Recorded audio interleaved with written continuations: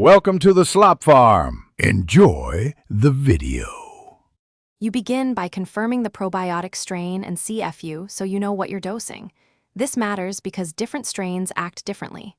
Once confirmed, take the first dose as indicated, often on an empty stomach or with a light snack to improve survival through the stomach. Make sure to log your baseline weight, medications, and current diet so you can measure change. From day one, set a simple routine.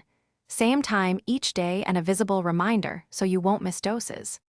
Now you focus on execution. Pair the good bug with probiotic fibers like oats or vegetables to feed it, because synergy increases beneficial colony expansion. Once done, track daily intake, hydration, sleep, and bowel patterns to link changes to weight trends. Consistent data reveals cause and effect. Make gradual dose adjustments over 2 to 4 weeks if needed, monitoring tolerance and side effects. If you're taking other supplements or meds, stagger timing and consult a clinician to avoid interactions.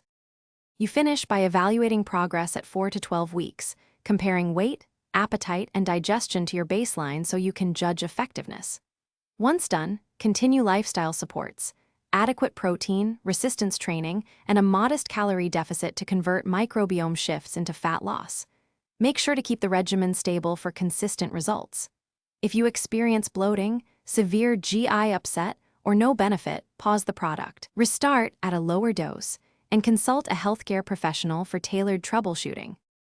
Thanks for watching. Consider subscribing if we helped you today.